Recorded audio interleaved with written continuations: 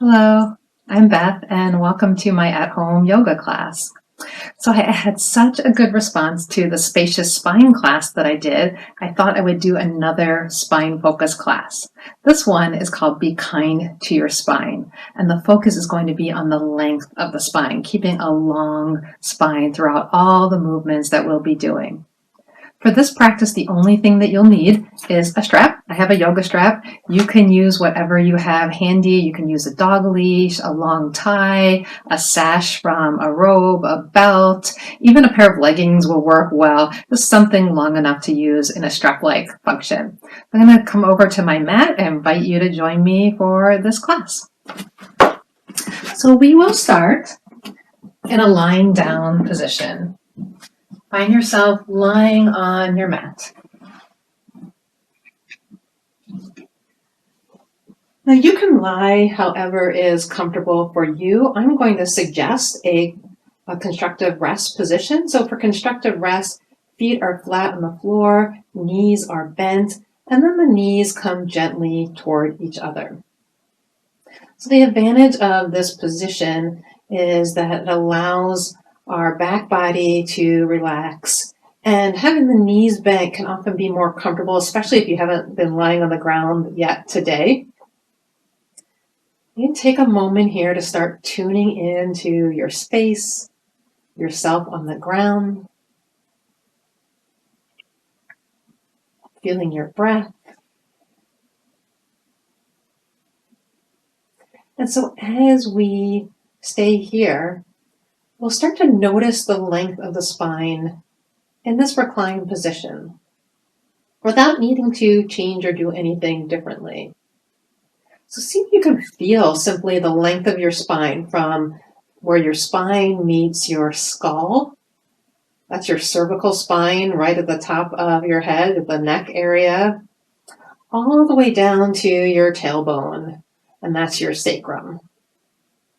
And so in between those 2 points, we have the cervical area, we have the thoracic area, that is the area around your rib cage, and then we have the lumbar spine, your low back area, all the way down to the sacrum.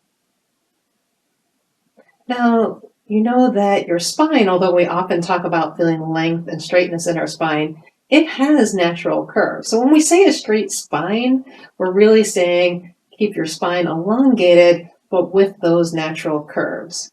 So see if you can notice the natural curves right now. Notice the back of your head, the bones of the back of your skull resting on the ground. And then there's going to be a curve away for your cervical spine, your neck.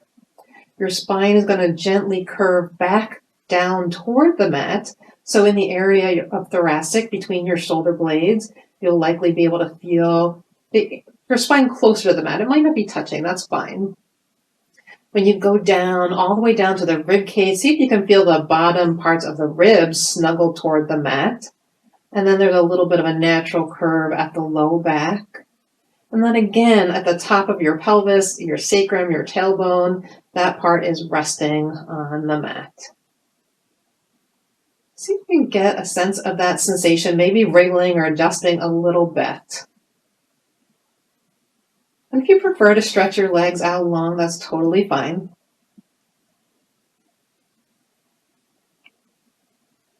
So with the legs in the knee bent position, we'll start to take a little bit of movement. We're going to think about keeping that length, keeping those natural curves while we do a little bit of stretch for the hamstring. So here's where you'll first need your strap.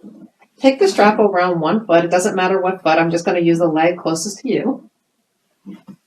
Place the strap around the ball of the foot and hold the edges of the strap in both hands. Now give yourself enough length to the strap so you don't have to hold it close so that your leg can be straight. And that might mean holding your strap out here. Send the sole of the foot away from you and get length in your leg. It's certainly fine to have a micro bend or even more of a bend in the knees, but as much length as possible, because you'll notice if you start to pull a leg in really close, that's going to do different things to your spine. My spine just went out of that position. So I'm going to hold my leg about here, a place where I can keep my leg long. And then I'm going to return my attention to all those spots along the spine and see if I still have that same sort of length. You can think about kind of a stacking, even though I'm lying, of alignment of the spine.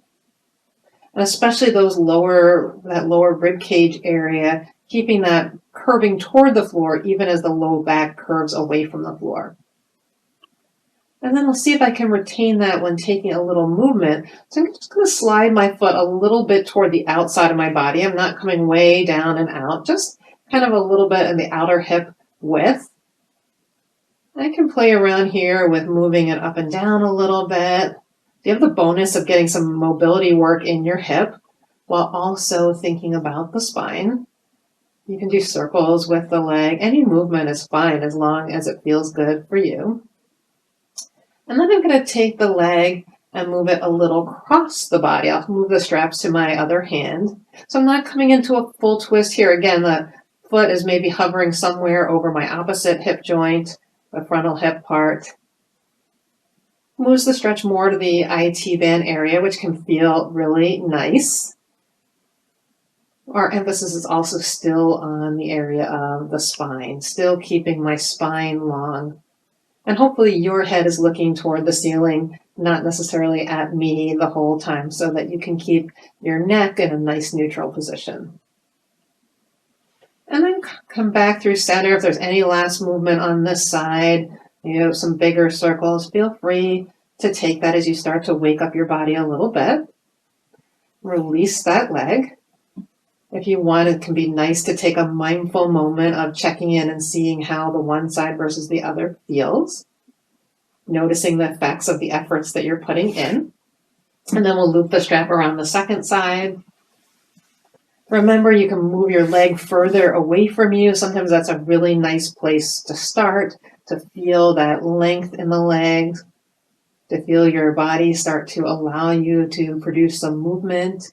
If your body is allowing you in a way that is agreeing with you and not protesting, you can take your leg up a little bit more if that feels good in terms of keeping the length with the position of your spine. So you notice we're doing like an L shape between the one leg and the spine.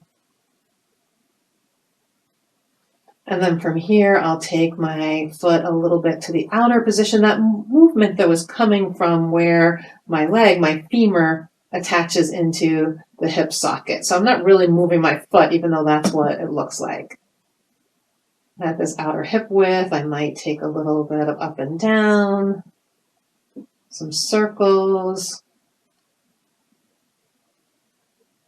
And then I'll do the opposite, taking the leg a little bit across my body.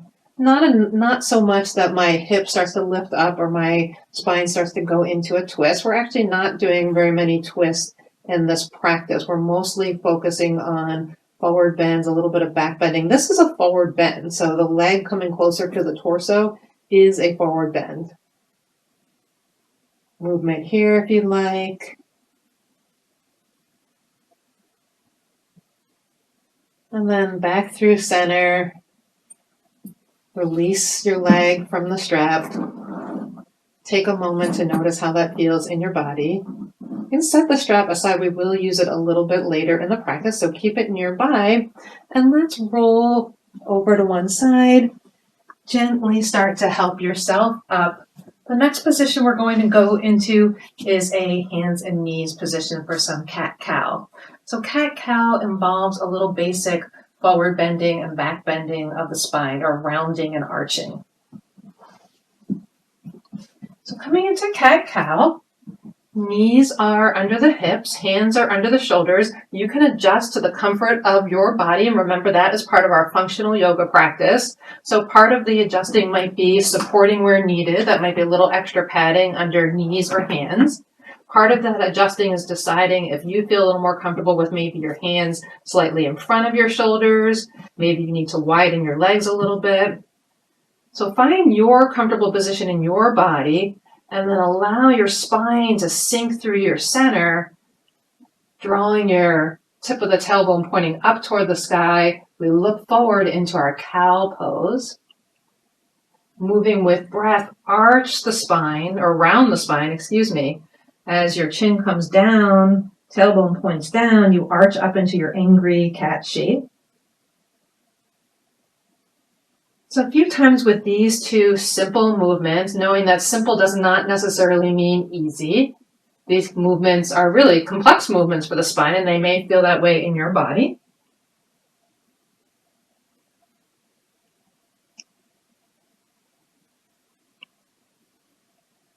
Now, the next time we come up into our rounded cat, we're going to keep the round in the spine and move back into your version of child's pose. So for my version, bring the toes together, and I like a wide knee version to give my body plenty of space, keeping my spine round. I'm going to allow my torso to sink down, that same sinking feeling in my spine, reach my arms forward.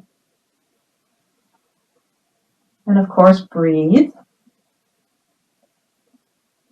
And as I slide my hands in, come back up into my cow with an arch in my back.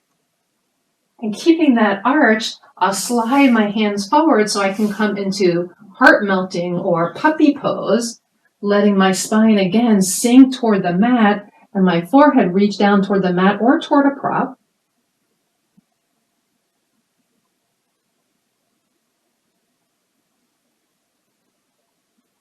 And then I'll do one more of those in each direction, rounding up into my cat shape, continuing that round as I round back into child's pose.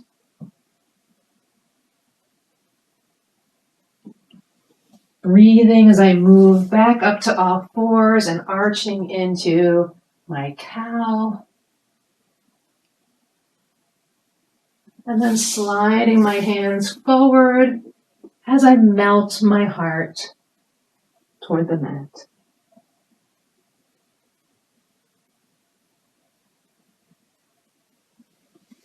And once more, coming back up. So we will stay on hands and knees, but if you need a little break like me, feel free to come up. We'll play around with the length of the spine by adding the limbs, our arms and our legs, and looking for a sense of balance in that. Now, in balance, if you take a pause to touch down at any point, that's totally fine. That's part of the act of finding your balance or experimenting with your balance. So we'll come back down to all fours. First, again, find your comfortable place. That's really important, to find the place where your body feels strong and stable before we add any balance into it. And then I will slide back my leg closest to you with my toes tucked under first. So I want to get my body used to the sense of being a little unstable, and also make sure my back is staying nice and long. So I don't want to dump my weight into one hip or the other. I want to be really even so I can feel more balanced. It's not about how it looks. It's about feeling really strong and balanced in my body. If I do feel strong and balanced, I can reach the opposite arm away. And so this is plenty of length here. This is a great way to start feeling strong. I'm starting to feel really strong, but I could also add the opposite leg. And then I'll come down and switch sides. So on the second side, I start with rebalancing a little bit, make sure my core, the center of my body, feels strong. And then I'll slide my foot back, toes tucked to start as a little kickstand. I slide my arm out in front away and see if this feels okay. This feels balanced. And then I have the option of adding my opposite leg. I can even look, instead of looking forward, it can be helpful to look down and ahead a little bit to keep length in the back of the neck as well. And then release. Take a little breath, a little break with me, and a little breath if you'd like. And then we'll do one more version where we'll see what happens if we add a little bit more unbalance into our balance, a little bit of movement to throw ourselves off. Because static balance is great, but that's not life, right? We don't always just stick with our balance. So come back down to hands and knees. I'll start with the same leg first, sliding that leg back. Sliding the arm forward if that works for me. And the option to add the leg. And then the arm and the leg will both move outside to the opposite side. The first pose we did is called awkward table. This you'll find is even more awkward. But see how it works for you to balance without, moving your spine too much. Can your spine stay long and centered? And then come back through center, let everything down, take a breath. You can certainly rest in child's pose if you'd like. I'm going to move to the other side. So leg slides back, opposite arm, length in the spine, length in the back of the neck, reach behind with the back leg, and then make an awkward pose even more awkward, reaching out to the side, working to stay balanced, knowing it's fine if I don't. And then a breath, everything comes back in, back to the center, and back down. All right, we'll do one more kneeling thing, and then we'll come up with standing. We'll move into our down dog. Down dog can be really tricky to have that same length in the spine. A lot of us struggle with that. So we'll see how we do with that today. We'll try it a couple different ways. So first, you can always stay in a puppy pose if that feels more accessible and more of a pose that helps you keep the length you're looking for in your back. So if you want to come up to down dog, it's not necessary, but if you do, think about the length that I have right now in my spine. You can take a look to get a sense of it. Think about that length in your spine and notice that your armpits are lifted, your spine is sinking between your arms or sinking toward the mat.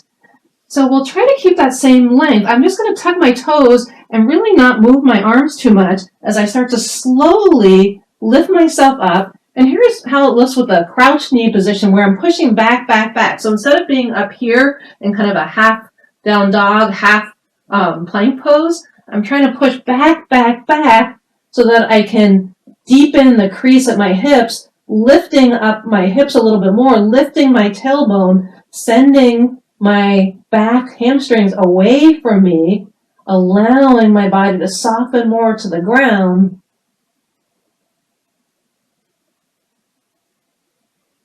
And I can always bring my knees down.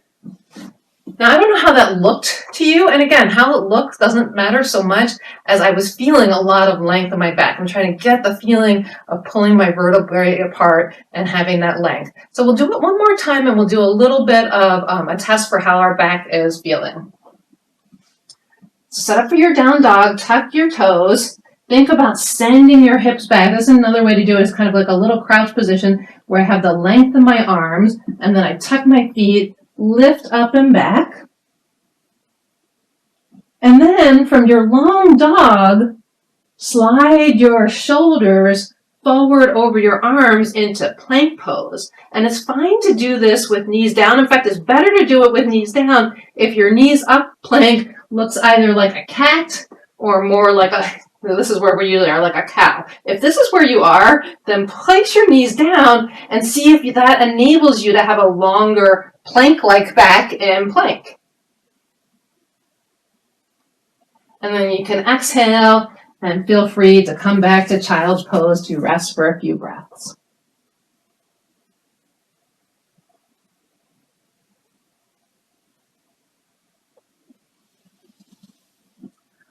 You can stay resting. It's always fine with me if somebody needs a longer rest. I'm going to come up and we'll do a couple of things in standing. Actually, I'm going to leave my strap aside for a moment. First, we'll just come to stand. So in our mountain pose, I'll step back even a little bit more. Find your mountain pose where your feet are really solidly on the ground. And that might be feet close together, feet wider apart. And then what we're going to do here is keep the length of the spine as we lean forward a little bit so that the weight transfers to the balls of the feet and we lift our heels. A little bit of a standing balance. Now sometimes when we add a balance element, we find our hips going one way. Now we're doing a lateral stretch for our spine. There's nothing wrong with that. This practice is just trying to emphasize that long up and down length of the spine. And I'm going to turn sideways for a moment because I can tell you I have my own tendency to, not even just with the balance, but even in my mountain pose, to jut my chin out forward. My neck is out of alignment. So I have to encourage myself to pull my chin in a little bit to try to keep my neck more in alignment with my spine. So those are just reminders that as we move through any standing poses, we want to have our spine being aligned really so that it can just support us and feel strong. Let's grab the strap. And we're basically going to do the same thing that we did lying, a little bit of hamstring length. So I'll take my strap and I'll put it over the ball of one foot. Make sure that your other foot is really strongly rooted. That is your anchoring foot.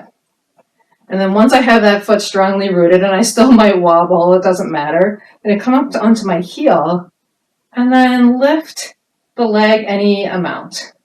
Now we don't have gravity helping us like we did on the floor, so you might find that you're a lot lower, that this angle between your torso and your leg is much bigger than it was on the floor. I could start to really use the strap to yank this up, but it's really going to make me start to feel like I want to lean and throw me off, not just the balance, but everything about how I'm lined up. So I'm going to keep it fairly low. I'm going to give myself plenty of strap so I like my elbows bent so I can draw my shoulder blades back. Remember I said I'm trying to keep my head back as well. And there's a lot going on in this pose. It might look relatively simple. There's a lot going on. This leg is working really hard. I'm balancing. I'm getting length and tallness in my spine. Stuff's going on with my hip. All right, you can release that. Give it a little shake out. We'll go to the other side. So same thing, we'll put the strap under one foot, and then before we move or do anything with this leg, make sure that the other leg is really rooted solidly. I like looking down at my toes, trying to make them spread nice and wide. Think of my foot being kind of sucked into the ground. And then I start with only like a little kickstand of the heel on the ground, toes up, before I start to lift a little bit. At each phase, giving myself time to adjust to see if my body is saying, this is okay. And if it is, I can lift a little more. Only if that helps to engage my muscles more, get a better stretch. You are certainly welcome to do some of the things we did lying, like do some leg circles and move your legs back and forth if you want to add that mobility aspect. It will also throw you off balance. That's a great, just simple balance activity for you to try on your own, and you can do it while holding onto a chair or a wall as well. All right, another breath or two here, and then release, and we are coming back down to the floor.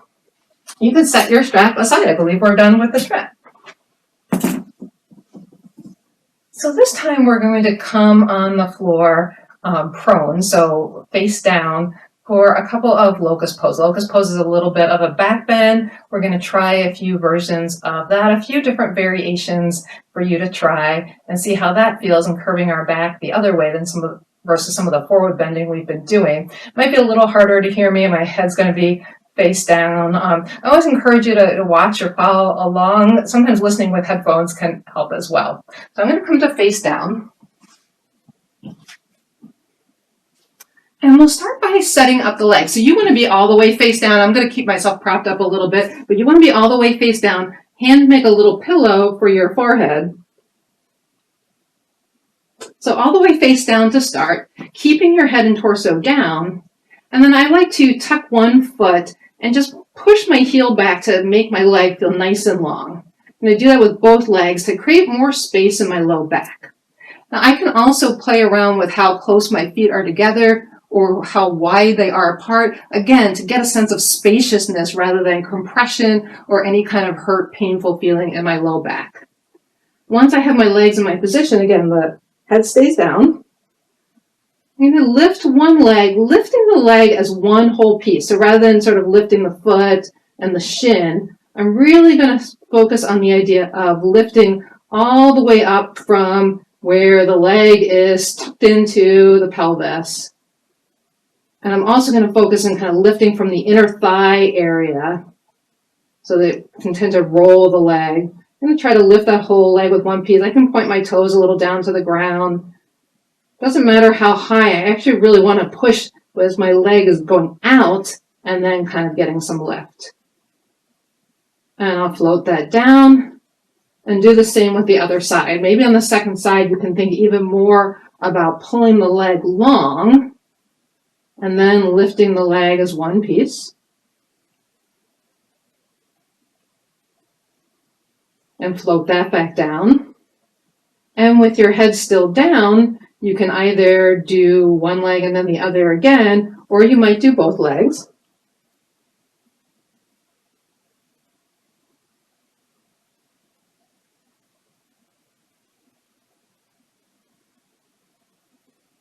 And then the last thing we'll add to our locust pose is a little bit of an upper body bend. So we'll start with keeping our legs down and just lifting the head with your hands in the same position as a little bit of support for your head. So we're going to try to lift. Now it's the upper body that's going to lift as one piece. So not the head coming up, not any other part, but the upper body just hinging a little bit of space below your chest, below the torso. And take a breath in. Remember to keep breathing through your back bend. And then you can use a little gentle pressure of your hands on your head, but encourage the strength of this move to come from the upper back, the area between your shoulder blades. Breathing, staying strong in that area. And then release. And then our last move will be adding all of that together, upper and lower, or you can repeat just upper or just lower if that's what feels right in your body today. Make sure you're breathing. Take a natural breath in, natural breath out. And then when you're ready, torso, legs, everything is lifting up, but also out. So the soles of your feet are still pulling away from you. The crown of your head is still pulling in the other direction. You feel as though the center of your spine is taffy and pulling apart. You're breathing in one more breath and then a nice exhale, come down. You can rest for a moment with your head to one side.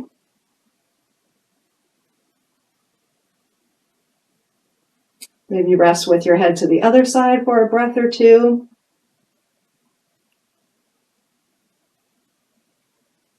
And then we'll flip over.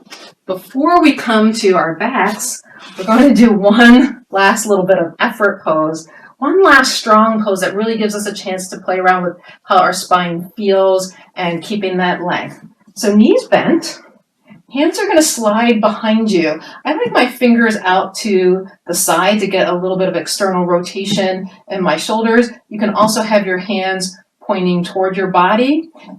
You can have them pointing fully away too. I like to kind of go for the middle ground. So really that part's going to depend on how much your shoulder blades can take in terms of how much strength is in your shoulder blades and whether you have any injuries there. So I encourage you to be gentle with yourself.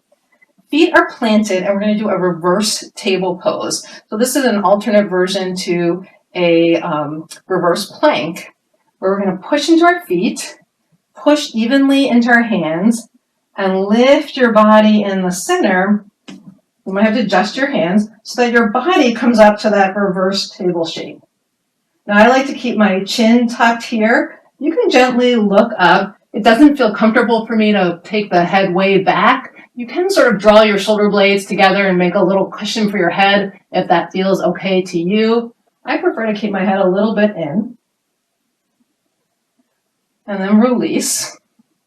So you can, if you feel like your strength is not quite there for that pose yet, there are a few things you can do. It's certainly fine to keep it in a little bit of a hammock shape. Notice that your spine is rounding here. So then you might just want to follow this up with a back bend. And that can be as simple as having a seated heart opener, taking your hands back, lifting your chest up to the sky, because your back has stayed rounded rather than come into a position. The other thing you can do is if you have a block nearby like I do, you can slip your block under your bottom. This is at kind of the medium place, getting myself used to this. Or you can put it in the higher place and get yourself used to more of a lengthened back with some support. So those are your options. We're going to finish on the back with a brief rest, but also with another little L shape like we made before, this time with both legs. You have an option to use a block or not with this pose. Either way, it can feel really wonderful and amazing. So come down to lying on your back. Knees are bent. And if you don't have a block, you absolutely don't need one. Another option is to put your hands back in that diamond shape like you had under your head, this time under your sacrum or low back. So hands go there, just a little bit extra support so that now your low back is snuggled toward the floor. Bring the knees in and then lift them up toward the sky, noticing the L shape of your body, pushing your heels away from you. Legs can be bent, that's fine. But notice how your spine is nice and long in this position. And maybe notice any different feeling that you have in your spine than when we started this class. So you can stay like that if that's working for you. If you have a block, you might have already grabbed your block. The block, if you're using it, can be on the low position. It can be a blanket or a bolster as well, going right under the sacrum. So usually it has to move a little more down to our feet than we see, not in your waistband. Your waist should be free, more right where the structure of your pelvis is. And then same thing, we draw our knees in, lift the legs up to the sky. And this can feel so wonderful. This is a non-wall version of legs up the wall. This can be a little more accessible because even though I have my wall here and I've used it, we don't need to add the wall. And I just love this pose after a long day as a means to just relax into it. My upper body really has to do nothing here, and my spine now can just sink as my hips are supported. My feet get a little bit of the reverse blood flow action going on, so my heart doesn't have to work as hard. It's a great place to rest. You can rest here for 5 to 10 breaths, or if you're at an actual wall, for 5 to 10 minutes. So let's just take a few more breaths together if you're ending your practice here today with me.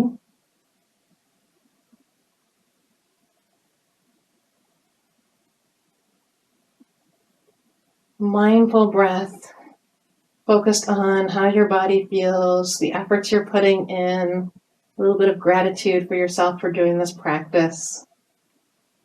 And then start to lower your feet down toward the mat. If you were using the block, slide the block out. Roll to one side. Go ahead and pause at your side for a few moments. Allow all that to kind of merge and come together. And then when you're ready, help yourself back up to a seated position.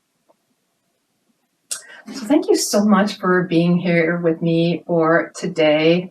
I'm really glad that you joined me. You can try this Spacious Spine practice. If you like this one, you're likely to like that one too. I'll link to that one right up here. You can also try my VIP yoga series in which I do short tutorials of different types of poses. So thank you.